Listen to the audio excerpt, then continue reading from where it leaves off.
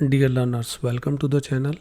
CDP के mock test की श्रृंखला में जो आज का हमारा वीडियो है, इसमें मैंने 10 प्रश्न सम्मिलित किए हैं जो सीटेट, टीईटी, सेट और नेट जैसे एग्जामिनेशंस में आपके लिए उपयोगी रहेंगे।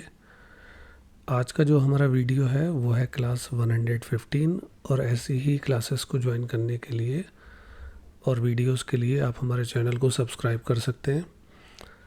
जो पहला प्रश्न है वो प्रेरणा से संबंधित है कि बालकों में प्रेरणा का सबसे प्रभावी स्रोत कौन सा है। हम उन्हें पुरस्कार दें या सज़ा दें, आत्मसम्मान और आत्मसंवर्धन, प्रतिस्पर्धा या अनुशासन। तो बालकों में जो प्रेरणा का सबसे प्रभावी स्रोत है वो है आत्मसम्मान और आत्मसंवर्धन।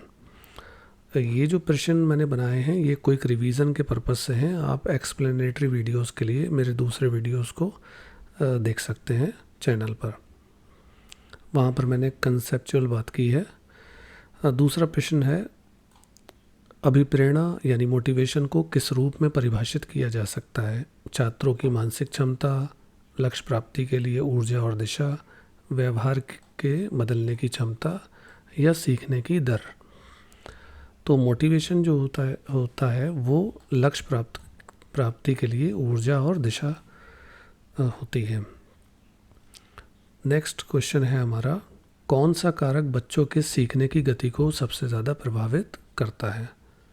शिक्षक का शिक्षण विधि, माता पिता का सहयोग, बच्चे की आंतरिक प्रेरणा, कक्षा का वातावरण। यानी बच्चे के सीखने की गति को इनमें से कौन सबसे ज़्यादा प्रभावित करता है।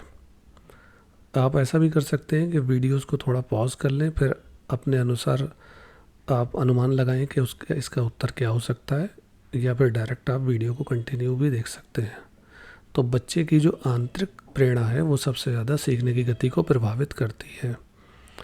दूसरा प्रश्न है हमारे इसका, जब बच्चे को उसके प्रयास के लिए प्रोत्साहन मिलता है तो ये कौन सी प्रेरणा कहलाती है। आंतरिक प्रेरणा, बाह्य प्रेरणा, नकारात्मक प्रेरणा या सांकेतिक प्रेरणा।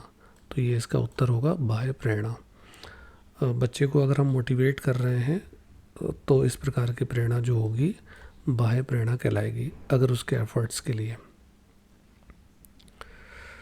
अगला प्रश्न है हमारा, शिक्षण में अभिप्रेरणा का क्या महत्व है।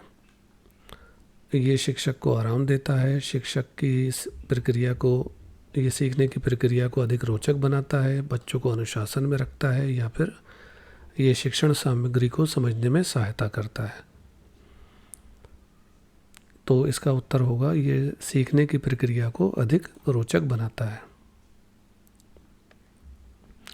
नेक्स्ट क्वेश्चन है, यदि कोई बच्चा सीखने में रुचि नहीं दिखा रहा है तो शिक्षक को सबसे पहले क्या करना चाहिए। ऑप्शन है, बच्चों को डांटना, उनकी पिछली उपलब्धियों की सराहना करना, उनकी व्यक्तिगत समस्याओं को समझने का प्रयास करना, या उन्हें कठिन कार्य देना। तो इसका उत्तर होगा शिक्षक को उनकी व्यक्तिगत समस्याओं को समझने का प्रयास करना चाहिए। अगला प्रश्न है हमारा, बच्चों में सीखने के प्रति रुचि और ध्यान को कैसे बढ़ाया जा सकता है। उनको कठिन कार्य देकर, खेलकूद और रचनात्मक गतिविधियों के माध्यम से, केवल पाठ्य पुस्तकों का उपयोग करके, या कड़ी अनुशासनात्मक तकनीकों का उपयोग करके। तो इसका उत्तर होगा खेलकूद और रचनात्मक गतिविधियों के माध्यम से।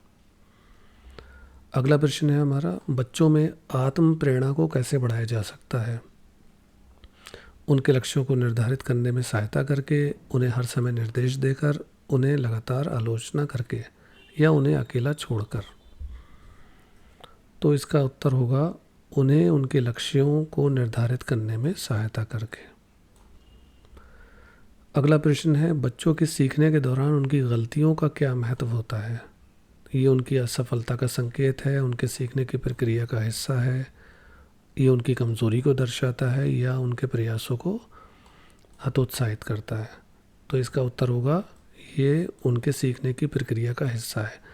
यानी अगर वो कुछ चीज़ सीख रहे हैं तो गलतियां होना स्वाभाविक है। और इस क्रम में अंतिम प्रश्न होगा हमारा, किस प्रकार की प्रेरणा बच्चों में दीर्घकालिक सफलता सुनिश्चित करती है। बाहरी पुरस्कारों पर आधारित प्रेरणा, डर और सज़ा पर आधारित प्रेरणा, आत्मसंवर्धन और आत्मसम्मान पर आधारित प्रेरणा, या प्रतियोगिता पर आधारित प्रेरणा। तो इसका उत्तर होगा आत्मसंवर्धन और आत्मसम्मान पर आधारित प्रेरणा। तो ये कुछ वीडियोज़ का इसमें संक्षिप्त विवरण है क्वेश्चंस का। Thank you so much.